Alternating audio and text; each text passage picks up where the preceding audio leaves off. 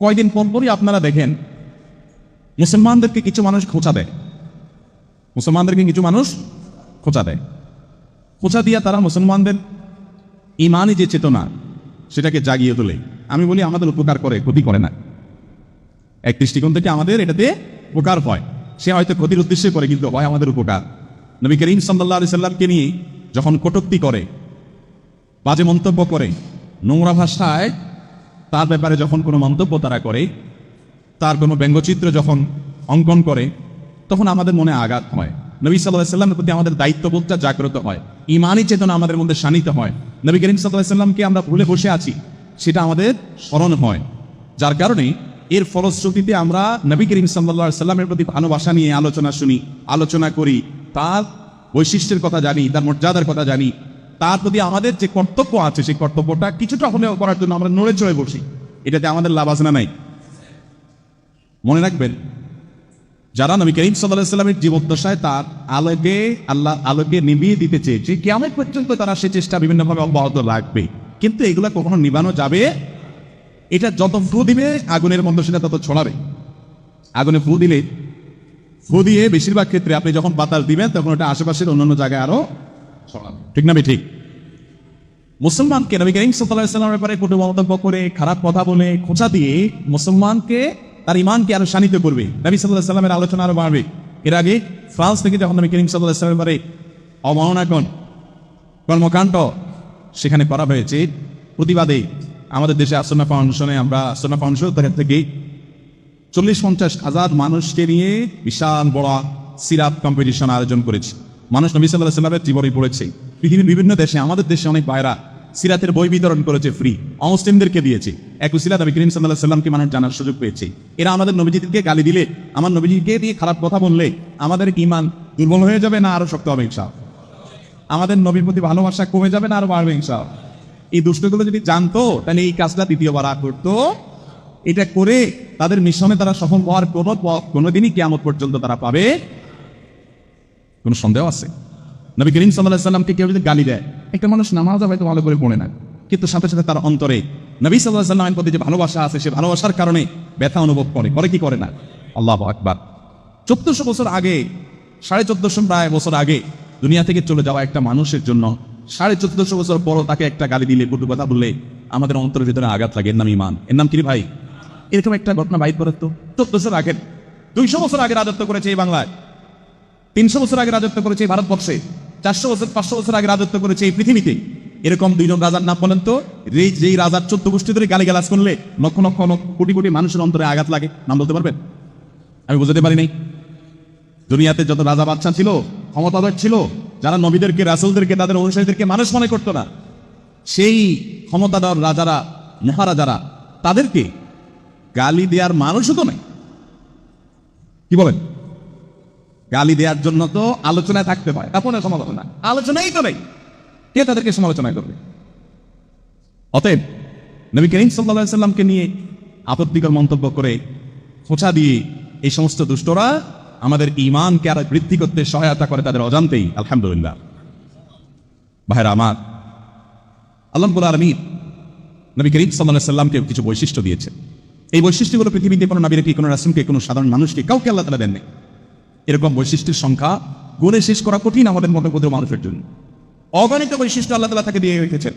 মা বিহিল ইমতিয়াজ, যেটা দিয়ে অন্যদের থেকে তাকে পরখ করা যায়, আলাদা করা যায়, পৃথক করা যায়, এরকম বহু বিশাল আল্লাহ তাআলা তাকে দিয়ে রেখেছে।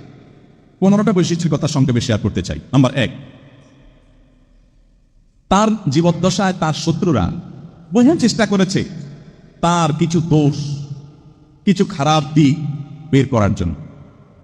শুধু কোরআন হাদিস নয়, ইসলামের শত্রুরা, মুসলমানদের প্রতি বিদ্বেষ যারা লালন করে, তারাও আজও পর্যন্ত এরকম একটি ঘটনা বাহির করতে পারেনি, বা পারবেও না ইনশাআল্লাহ, যে নবী করিম সাল্লাল্লাহু আলাইহি সাল্লামের শত্রুতা যারা করতো, মক্কার মুশরিকরা অথবা মদিনার ইয়াহুদীরা কিংবা যাযাবরেরা, বেদুইনেরা, তারা কেউ নবী করিম সাল্লাল্লাহু আলাইহি সাল্লামের চরিত্রে কালিমা দেওয়ার মতো কোনো কিছু খুঁজে পেয়েছে, এরকম কোনো ঘটনা আপনাদের জানা আছে?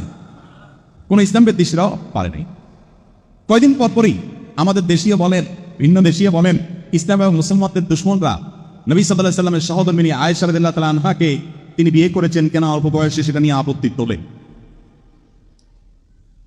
আয়েশা রাদিয়াল্লাহু তাআলা আনহার প্রতি তার যদি কোনো অবিচার হতো, জুলুম হতো, আলিয়াযবিল্লাহ, তিনি তার থেকে বহুত বালা, তার অনেক উঠতে। তাহলে সে যুগের মক্কার মুশরিকরা, মদিনার কাফেররা সবার আগে তার থেকে আঙ্গুল তোলার সুযোগ পাইত, ঠিক না বেঠিক? তারা কেউ ওখানে কিছু বলার সুযোগ পায় নাই। কোথাকার কোন 1400 বছর পরে আসা তোমার কি আমার নবী সাল্লাল্লাহু আলাইহি ওয়াসাল্লামের সহধর্মিণী সম্পর্কে, নবী সাল্লাল্লাহু আলাইহি ওয়াসাল্লাম সম্পর্কে বাজে মন্তব্য করার দুঃসাহস দেখায়। এটার যদি আপনি একেবারে কিতাবী সমালোচনায় আসেন, তাহলে তো এই কথা আসে যে মক্কার এবং মদিনার তখনকার যারা তার শত্রু ছিল, তার বিদ্বেষী ছিল, তার প্রতিপক্ষ ছিল, তাদের কারোর সাহস পায়নি এখানে কালিমা বসানোর কোনো আপত্তি তারা তুলেছে, এমন কোনো সুযোগ তারা পেয়েছে, এমন কোনো ঘটনা পাওয়া যায় না। তোমরা কি এই ঘটনা নিয়ে অনেক বিস্তারিত আলোচনা পর্যালোচনা আমার উদ্দেশ্য না। আমার উদ্দেশ্য হলো তার প্রথম বৈশিষ্ট্যটা উল্লেখ করা, যে তার শত্রু যারা ছিল তখন তারাও চেষ্টা করে তার কোনো দুর্নাম, কোনো খারাপ কিছু খুঁজে তারা বের করতে পারে নাই। একটা ঘটনা শুধু বলি সংক্ষেপে।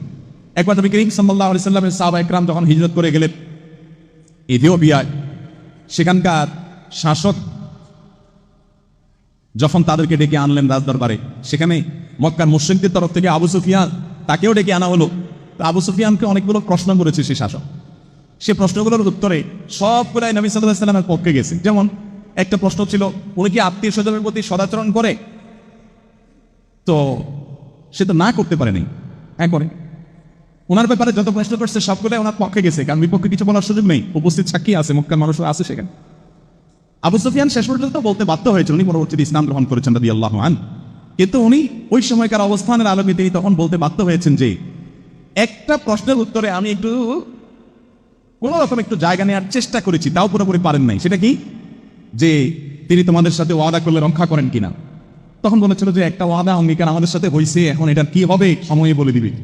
কিন্তু অতীতে হয়েছে এরকম কোনো কিছু বলার সুযোগ তারা পায় নাই। আল্লাহু আকবার। এ হলেন আমার নবী, আপনার নবী।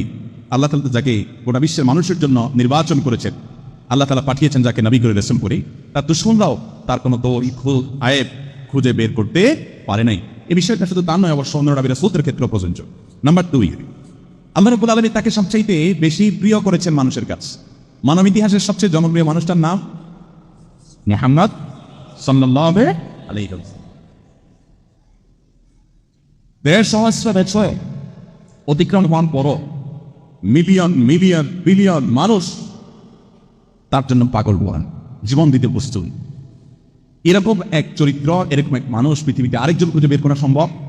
এমনকি করে নবী রাসূলদের ব্যাপারেও এরকম পাওয়া যাবে না, যেরকমটি পাওয়া যায় মুহাম্মদ সাল্লাল্লাহু আলাইহি ওয়াসাল্লামের ব্যাপারে। এত ভালোবাসা, টাকা দিয়ে, পয়সা দিয়ে, ক্ষমতা দিয়ে ভালোবাসা আদায় করা যায়? এত মানুষের ভালোবাসা, এত আবেগ আল্লাহ তাআলা কোন নবী রাসূলকে এই নিয়ামত দেননি। এটা আমার নবী সাল্লাল্লাহু আলাইহি ওয়াসাল্লামের বৈশিষ্ট্য, যে তাকে আল্লাহ তাআলা সমস্ত পৃথিবীর ইতিহাসের, সর্বকালের, সর্বযুগের, সর্বসমাজের সবচেয়ে প্রিয় মানুষের কাছে, সবচেয়ে প্রিয় মানুষের কাছে সবচেয়ে আদর্শ, সবচেয়ে গ্রহণযোগ্য, সবচেয়ে ভালোবাসার পাত্র করেছেন আল্লাহ তাআলা মুহাম্মদ সাল্লাল্লাহু আলাইহি ওয়াসাল্লাম। সবার অন্তরে তার ভালোবাসা আল্লাহ তাআলা এইভাবে দিয়েছেন, বিশেষ করে যারা তার প্রতি ঈমান আনে। অন্য নবী রাসূলদের প্রতি ঈমান আনা মানুষদের অন্তরে তাদের নবী রাসূলের জন্য এত ভালোবাসা পাওয়া যায় না ইতিহাসে, যত ভালোবাসা পাওয়া যায় আমার নবী করিম সাল্লাল্লাহু আলাইহি ওয়াসাল্লামের প্রতি ঈমানকারীদের অন্তরে তার প্রতি ভালোবাসা সাল্লাল্লাহু আলাইহি ওয়াসাল্লাম। আর এই জন্য আল্লাহ তাআলা বলেছেন ওয়ারাফা'না লাকা যিকরাক, ওয়ারাফা'না লাকা যিকরাক। হে রাসূল, আপনার আলোচনা, আপনার প্রশংসা, আপনার গুণকীর্তনকে আমি ছড়িয়ে দিয়েছি।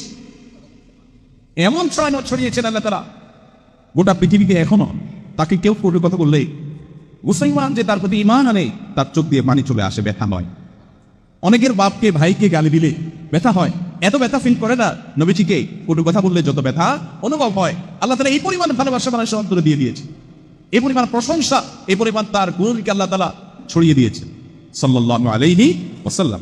নাম্বার 3, তার যে নাম, এই নামটা আল্লাহ প্রদত্ত। আল্লাহ তাআলা তার দাদা আব্দুল মুত্তালিবের অন্তরে এটা ঢেলে দিয়েছেন, ইলহাম করেছেন বিশেষভাবে। এবং সচরাচর এই নামে আর কোনো মানুষ এর নামকরণ করা হতো না। তার জন্মের কাছাকাছি সময় কিছু মানুষ আগের যুগের বিভিন্ন আসমানি গ্রন্থে তার নামের কথা জানতে পেরে ওই নামে সন্তানকে নামকরণ করত, কিন্তু রিয়েল এই নামে তার আগে কোনো মানুষ ছিল না ওইভাবে। আল্লাহ রাব্বুল আলামিন ইলহাম করে দিয়েছেন, তার নামটা নির্বাচন করেছেন। নামটা কি দেখেন তো? নামটা কি? মুহাম্মদ সাল্লাল্লাহু। মুহাম্মদ শব্দের অর্থ কি ভাই? মুহাম্মদ শব্দের অর্থ কি? আল্লাহু আকবার, প্রশংসিত। প্রশংসিত মানে কি? মানে সবার মুখ থেকে তার প্রশংসা, সবার মুখে মুখে তার প্রশংসা। তার স্ত্রী তার প্রশংসা করেন, তার সন্তান তার প্রশংসা করেন, তার সাথে সহযোদ্ধা ছিলেন তিনি তার প্রশংসা করেন, তার শত্রু তার প্রশংসা করতে বাধ্য হয়, তার প্রতিপক্ষ তার প্রশংসা করতে বাধ্য হয়, মানুষ তার প্রশংসা করে, ফেরেশতা তার প্রশংসা করে, সৃষ্টিকর্তা তার প্রশংসা করে, সবকিছু তার প্রশংসা করে। তার প্রশংসা ছাড়া দুর্নাম করার সুযোগ কেউ পায় না। এত প্রশংসনীয়, এই জন্য আল্লাহ তাআলা নামই ইলহাম করেছেন মুহাম্মদ সাল্লাল্লাহু আলাইহি ওয়াসাল্লাম। অন্তরে আল্লাহ তাআলা প্রশংসা দিয়ে রেখেছেন, সবার কাছে প্রশংসিত ভাইরা আমার। আর এই জন্য মুশরিকরা নবী সাল্লাল্লাহু আলাইহি সাল্লামকে দুর্নাম করার জন্য মুজাম্মাম বলতো, মুজাম্মাম। তো নবী সাল্লাল্লাহু আলাইহি সাল্লাম বলতো, আমার নাম তো মুহাম্মদ, আমার নাম তো মুজাম্মাম, তোমরা মুজাম্মামকে গালি দিচ্ছ, আমার গায়ে তো পড়তেছে।